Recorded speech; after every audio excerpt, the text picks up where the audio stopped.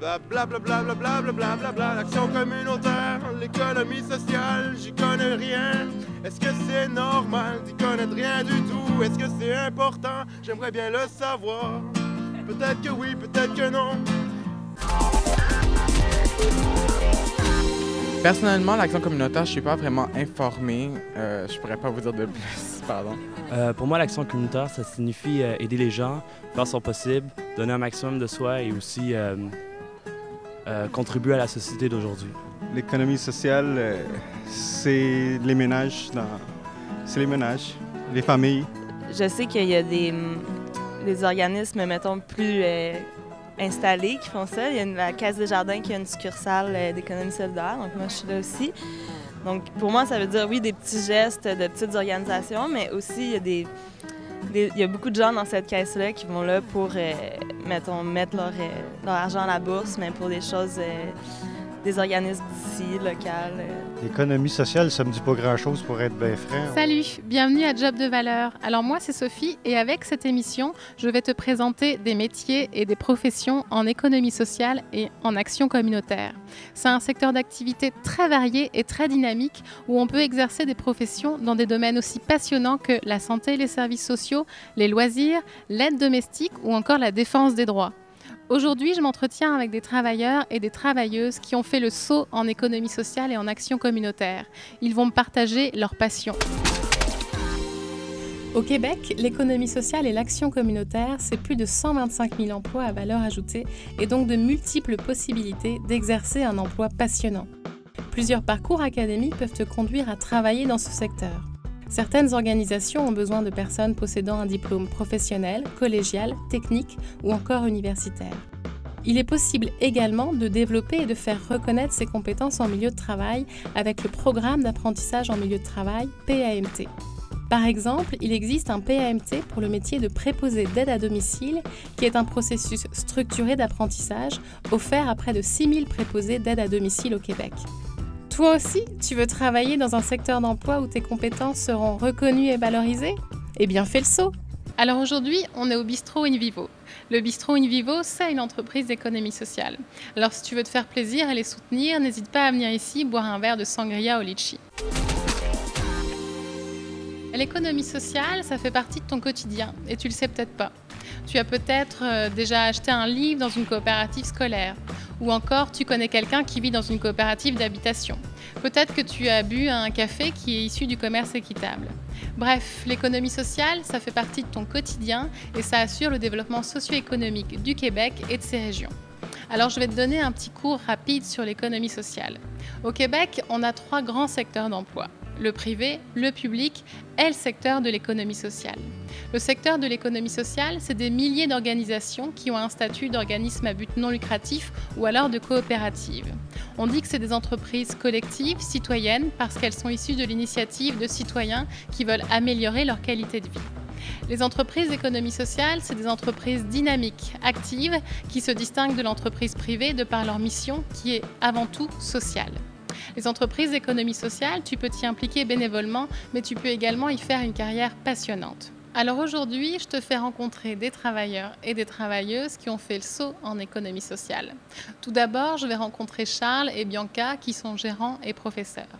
Ensuite, je vais pouvoir m'entretenir avec Nadia, qui est préposée d'aide à domicile. Enfin, je vais rencontrer Benoît, qui lui est chargé de projet multimédia. Alors bouge pas, on va faire le saut ensemble en économie sociale.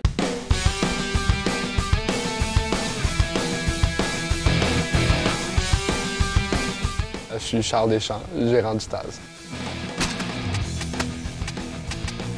Le TAS, comme vous avez dit tout à l'heure, c'est le plus grand centre de sport extrême intérieur au Canada. On a vraiment un petit quelque chose qui est unique ici à cause qu'on a eu une bâtisse qui a été faite pour avoir un skatepark. C'est quelque chose qui est très rare dans le monde. C'est qu'on peut vraiment se permettre d'exploiter les possibilités du sport à son maximum. Mon travail en tant que gérant, c'est de m'occuper de tout ce qui se passe sur le plancher, autant la gestion du personnel que la gestion des caisses, que régler tous les petits bris qu'il peut y avoir dans un skatepark, régler tout ce qui est ménage aussi, s'occuper que tout soit fait, les inventaires du matériel de location. C'est vraiment aussi de m'occuper aussi de booker les professeurs avec les gens qui veulent des cours privés. Je m'occupe un peu de tout. Mon travail consiste un peu à transmettre ma passion aux jeunes puis leur faire un peu part de mon expérience là-dedans, puis essayer de les diriger un peu en tant que personne dans la vie, puis de leur montrer comment s'amuser sur un vélo. C'est exact que c'est vraiment ça le côté le plus fun de mon travail.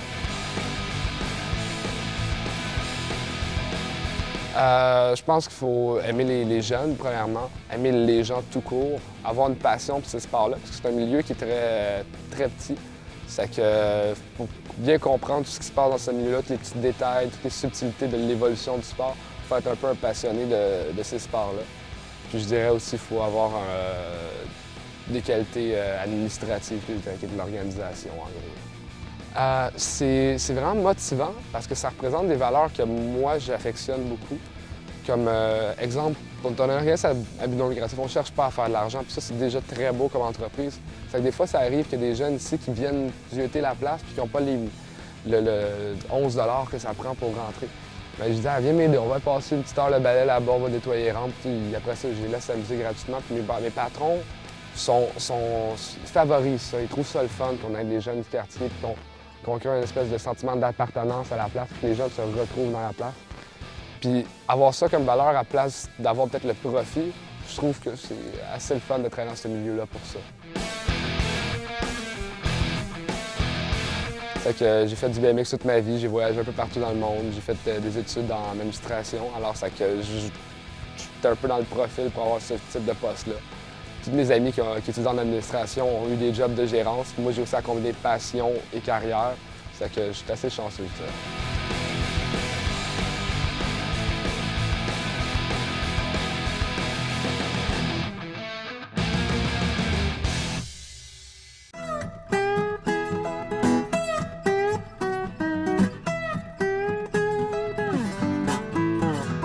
Je m'appelle Bianca Vandermeij, j'ai 26 ans. Je suis gérante et également coordinatrice de l'animation et je suis également formatrice et professeure de patin à roues alignées.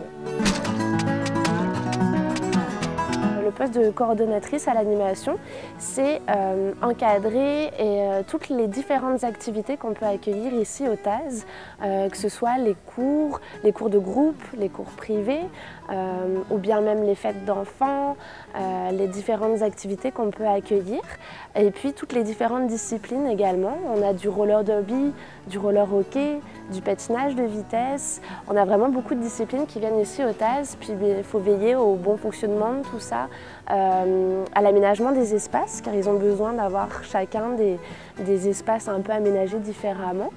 Et coordinatrice de l'animation, ça veut dire également créer tout un système pour les inscriptions, pour les cours, enregistrer les inscriptions, promouvoir ces activités également. Donc ça englobe beaucoup d'activités. Moi, je suis professeure, je donne des cours, que ce soit aux enfants, aux adolescents ou aux adultes. Donc c'est vraiment un large public, aussi de niveaux différents. C'est-à-dire qu'on peut avoir des gens qui n'ont jamais mis de patin, donc vraiment pour les tout débutants ou des gens qui veulent se perfectionner, soit en groupe, soit en cours particulier, en cours privé. Donc moi je leur apprends les techniques de base, les bonnes positions, comment freiner, comment tourner, comment s'arrêter. Puis après on peut aller un peu plus loin en apprenant à faire des slaloms, à danser sur des patins. Et puis après les amener aussi dans le skatepark pour faire des rampes et faire des sauts. Donc ça c'est tout l'aspect court. Ça demande comme qualité d'être assez organisé pour pouvoir justement travailler dans tous ces domaines-là. Et puis d'être très polyvalent. Parce que autant on va avoir les patins aux pieds, autant on va devoir faire un travail plus administratif. Ça demande aussi de l'empathie, ça demande aussi une bonne énergie et d'être serviable, aimable, toujours souriant parce qu'on est toujours en contact avec la clientèle. Et puis ça demande aussi d'aimer le travail en équipe. Ici on est une grande équipe, on travaille beaucoup ensemble. Donc c'est les grandes qualités qu'il faut pour pouvoir faire tous ces différents postes. Et c'est quoi ton cheminement, ce qui t'a amené à travailler au TAS ? Moi, mon cheminement, j'ai fait des études dans le sport.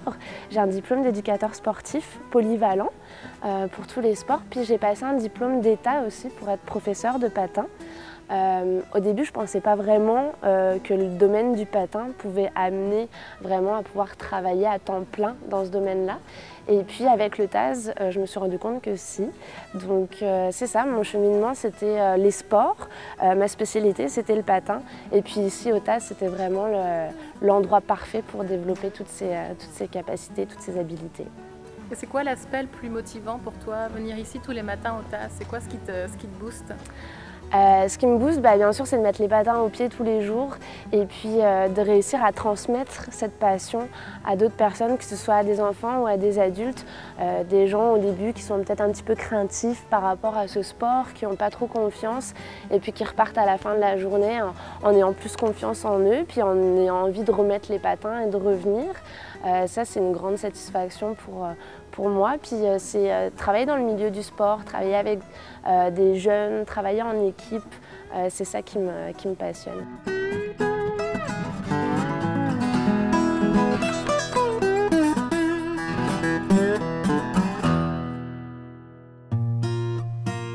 Bonjour, Nadia Chapdelaine. Je suis préposée d'aide à domicile pour la Maisonnette du Sud-Ouest. Ça consiste à préparer des repas, à accompagner les gens faire l'épicerie et l'entretien de la maison aussi. Puis les gens souvent ont envie de parler, alors il faut avoir de l'écoute. C'est sûr qu'en partant, si la personne est très bonne pour l'entretien, mais qu'elle ne veut rien savoir des clients, ça ne fonctionnera pas parce que c'est l'échange en premier, je pense. C'est la qualité première, c'est d'être sociable, puis d'aimer les gens, puis de vouloir les aider aussi. Je suis formatrice. Ça consiste à former les nouveaux venus. Okay. Habituellement, on les garde une semaine avec nous. On leur montre à quoi consiste l'ouvrage, les tâches à faire, les positions de travail aussi qui sont très importantes pour pas qu'ils se blessent. Je pense que les qualités, c'est vraiment être sociable, de vouloir aider les gens. Et bon, c'est sûr qu'aussi, il faut avoir une capacité physique. Si tu n'es pas capable de te pencher ou si tu as mal tout partout, ça ne fonctionnera pas non plus. Bien, je m'attache à mes clients, ça c'est sûr. Hein? Il y a des clients que ça fait 8 ans, 10 ans que j'ai. Alors, ils font partie de mon quotidien. J'ai hâte de les voir, là. Puis de les aider aussi. Je pense que moi, j'ai ça dans moi, l'entraide. C'est ça qui fait que le matin, quand je me lève, je sais qu'ils m'attendent, avec un sourire en plus.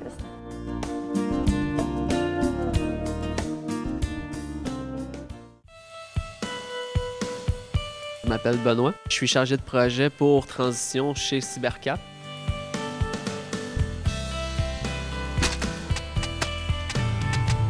Je suis chargé de projet lors des 3 premiers mois de nos participants. Donc, ma principale tâche, c'est de donner les cours justement sur les logiciels pour créer des sites web et des animations. Et aussi faire le développement des projets qui vont mettre en application ces formations-là. Cybercap a principalement comme mission d'aider les jeunes décrocheurs ou personnes sans emploi à se réinsérer dans le milieu du travail, donc en employabilité. Donc, nous, notre but, c'est justement de donner des valeurs au niveau de l'accoutumance par rapport au travail, de donner des habitudes de vie propices au fait de travailler, de maintenir un emploi acceptable. Donc, c'est ça notre principale tâche et on utilise le multimédia comme intérêt pour aller chercher justement l'intérêt chez les jeunes pour les garder au cours du parcours. Ma journée commence le matin lorsque j'arrive un peu plus tôt pour préparer déjà mes cours. J'ouvre les locales pour que les participants, s'ils veulent rattraper du retard qu'ils accumulent, puissent le faire justement dans le laboratoire. Ensuite, je vais commencer à donner mes cours justement, parce que les cours durent environ 1 heure. Donc, la première heure de la journée, c'est les cours. Où ce là, on aide justement les participants avec la formation. Ensuite, ils vont pouvoir mettre en application justement la formation dans un livrable et aussi dans leur projet. Et donc, le reste de la journée, ma fonction, c'est justement de faire sûr qu'ils ont bien assimilé les cours et de bien s'assurer que le projet soit terminé. Et ça prend quoi comme qualité et comme compétence pour faire ce que tu fais ici à Cybercap? Ben, je dirais que ça prend une certaine adaptation pour faire ça, de réussir à s'adapter à tous les différents comportements des jeunes, types de personnalité. Donc, étant donné, vu qu'on travaille avec des jeunes, des fois en difficulté, et des difficultés toujours un peu différentes, ils n'ont pas toujours les mêmes problématiques. Donc, c'est vraiment s'adapter à chaque personne pour pouvoir réussir à bien l'aider dans ce qu'il a de besoin. pas nécessairement technique, mais aussi côté personnel.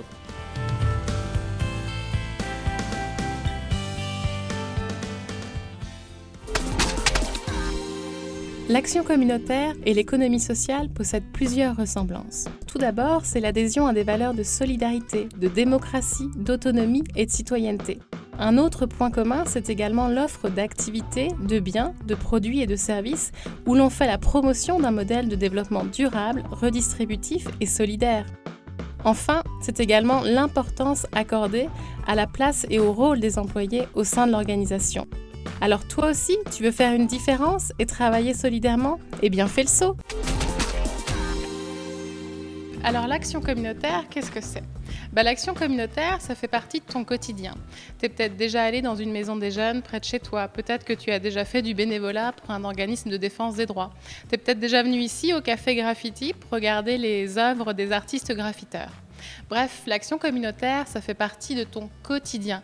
Il suffit que tu tournes la tête et puis tu vas avoir un organisme communautaire près de toi. Alors les organismes communautaires, c'est des organismes à but non lucratif. C'est des organismes autonomes et qui définissent librement leur mission, leurs activités et leur façon de travailler. C'est des organismes qui sont dirigés par un conseil d'administration indépendant. Les organismes communautaires, c'est des valeurs citoyennes, démocratiques, des valeurs sociales. Les organismes communautaires, c'est la volonté de transformer son milieu, d'agir sur sa collectivité, sa communauté. Les organismes communautaires, c'est par exemple une maison d'hébergement, ça peut être également un organisme d'éducation populaire, c'est également un organisme de défense des droits. Bref, il y a vraiment la volonté de changer son environnement. Aujourd'hui, je vais rencontrer des travailleuses et des travailleurs qui ont fait le saut en action communautaire. Tout d'abord, je vais rencontrer Annie, qui est organisatrice communautaire. Ensuite, Amélie, qui est agente d'accueil. Enfin, je vais m'entretenir avec Stéphanie, qui est conseillère budgétaire. C'est parti! Oui, la Maison d'Aurore, c'est un centre d'action et de regroupement communautaire. On est situé sur le plateau Mont-Royal. On existe depuis 1976 déjà. C'est un centre qui se veut à la fois un centre pour offrir des services, mais aussi pour mobiliser la population. Donc, on vise, entre autres, à briser l'isolement, à regrouper les gens, à mobiliser les citoyens pour changer leurs conditions de vie dans leur milieu, parce qu'on croit que c'est possible, puis qu'on croit que c'est dans l'action, c'est dans l'union aussi qu'on arrive à changer ces choses-là. Je fais un peu de tout, je t'avouerais, parce que c'est un peu ça le propre du communautaire, c'est un peu d'être versatile, de toucher à tout. Donc, je fais du soutien à la coordination. Je m'occupe d'un journal qu'on produit, qui sort 3 fois par année, qui s'appelle Le Main à Main.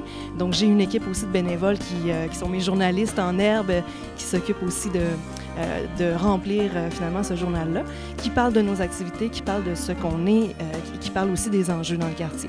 Donc ça, c'est une de mes tâches principales de coordonner et de produire ce journal-là. Une tâche un peu plus journalistique. Et l'autre volet, c'est la mobilisation citoyenne, justement. Par exemple, pour donner un exemple concret, là, on va se lancer dans un quartier vert actif et en santé dans le plateau Est. Donc ça, c'est fait avec des partenaires du milieu, avec l'action Solidarité Grand Plateau, qui est une table de concertation des organismes du quartier. Avec ces gens-là, on va travailler avec les citoyens pour voir comment on peut verdir l'environnement, comment on peut rendre aussi des ruelles vertes, mais aussi l'accès pour les vélos, plus de pistes cyclables, plus de déplacements actifs autour des écoles aussi pour que nos jeunes puissent se déplacer en sécurité. Jeunes et moins jeunes, les mamans avec les poussettes, tout ça, pour que les trottoirs soient adéquats. Donc, on va reviser un peu l'infrastructure du quartier en collaboration avec l'arrondissement et on va essayer de proposer des changements. Alors, qu'est-ce qui t'a amené à travailler comme organisatrice communautaire à la Maison d'Aurore? C'est un peu un hasard, mais en fait, c'est une suite logique aussi de mon parcours. Moi, j'arrivais du Guatemala. Je travaillais en solidarité internationale pour les droits de la personne dans ce pays-là qui a été durement touché par un conflit armé. Et j'œuvrais dans ce milieu-là. J'étais de retour à Montréal en cherchant aussi comment j'allais mettre à profit cette expérience-là. Et je suis tombée dans le communautaire un peu par hasard parce que j'ai vu en fait des gens de la Maison d'Aurore dans un documentaire. Et quand j'ai vu la mobilisation qui se faisait, le travail intergénérationnel aussi, j'ai été inspirée par ces gens-là que je voyais dans le documentaire qui œuvraient, qui se mettaient à l'action face à une indignation, qui s'impliquaient. Et je me suis dit, c'est avec ces gens-là que je veux travailler moi aussi. parce que de l'international au quartier, finalement, il n'y a qu'un pas. Hein. On pense souvent que c'est très déconnecté, mais en fait, les problématiques sont un peu les mêmes au niveau de la pauvreté, l'exclusion, la sécurité alimentaire. Donc, les enjeux, finalement, sont pas mal mondialisés. Puis, je me suis rendu compte que moi, pour être heureuse, finalement, dans mon cheminement professionnel et personnel, je devais contribuer aussi, puis le faire dans mon milieu de vie directement dans mon pays, dans ma province, bien, c'était encore mieux.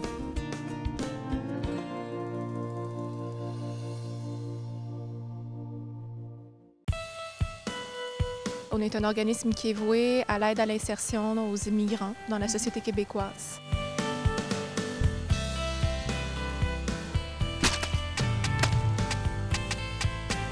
Les Rondelles est un organisme sans but lucratif. On est situé dans le plateau Mont-Royal. Ça existe depuis maintenant 31 ans. Donc, on accueille des gens de partout dans le monde. On a développé, par exemple, un créneau, en tout cas au niveau des services que nous offrons. Moi, dans le département où je travaille, les services en anglais, en français, en russe et en espagnol aussi. Mais on reçoit des gens de partout dans le monde. Moi, je travaille dans le département de l'accueil, donc on appelle d'insertion sociale aussi. Notre rôle, c'est d'être la porte d'entrée pour les immigrants qui ont besoin de services.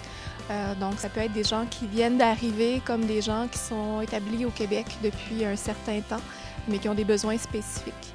Ça peut être des besoins d'information en ce qui a trait aux institutions québécoises, aide technique aussi pour remplir certains formulaires, pour demander des cours de français. Ça peut être aussi besoin au niveau de l'employabilité. À ce moment-là, on peut les référer. Alors, c'est vraiment extrêmement large. Donc, moi, dans le département où je travaille, on touche à peu près à toutes les sortes de questions possibles et imaginables. Moi, je parle couramment le français et l'anglais. Je me débrouille bien en espagnol et en russe. C'est quoi les qualités comme agente d'accueil que tu as? D'avoir envie d'apprendre différentes choses, de pas nécessairement maîtriser tous les sujets, mais de vouloir se renseigner sur plusieurs aspects, parce que c'est vrai qu'on est appelé à renseigner les gens sur une foule de choses, que ce soit des mesures gouvernementales qui existent pour les familles, en passant par des mesures, certains processus d'immigration, leur expliquer aussi la société québécoise, leur expliquer certains phénomènes, certaines tendances culturelles qui peuvent déceler parfois puis qu'ils ne comprennent pas. Donc, on se fait un peu, pas les porte-parole des Québécois, mais on essaie de leur décrypter un petit peu la culture, de leur faciliter la compréhension. En travaillant dans le communautaire, on a accès à... c'est ça, on peut travailler dans un cadre qui est très flexible, qui nous permet de mettre en place assez rapidement des projets qui répondent directement aux besoins des gens.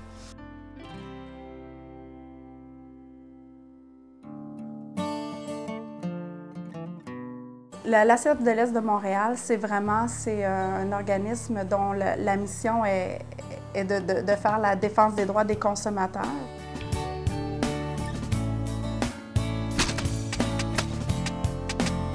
Il y a tout un travail d'éducation à faire au niveau financier, au niveau du budget, au niveau du crédit, de l'endettement aussi, aider les gens à régler leurs problèmes d'endettement. Et nous desservons toute la population à l'est de la rue Pineuf. Donc, si on prend la rue Pineuf du nord au sud, tout ce qui est à l'est jusqu'au bout de l'île. Aujourd'hui, ce que j'ai fait, j'avais une consultation budgétaire, en fait 2 consultations budgétaires de planifier. J'en donne toujours 2 parce que ça arrive que les gens ne se présentent pas. Donc, ce matin, j'étais en consultation budgétaire avec une cliente. Je suis aussi responsable du volet jeune. Quand je parle du volet jeune, c'est vraiment d'aller faire la prévention à l'endettement. Donc, c'est d'aller parler dans les organismes d'insertion sociale, beaucoup, d'aller leur parler du budget et des dangers du crédit. On va parfois dans les écoles aussi. Donc, il y a tout ce volet-là de prévention. Ça prend beaucoup d'écoute, ça prend beaucoup d'empathie. L'empathie, parce qu'on ne se cachera pas, on parle d'argent, mais il y a beaucoup... les problèmes d'argent proviennent... Il y a tout un aspect psychosocial en arrière de ça. C'est expliqué par des situations de vie difficiles. Il y a des gens qui viennent ici qui sont très mal en point parfois. Ça correspond beaucoup à mes valeurs en ce sens où on a beaucoup de liberté.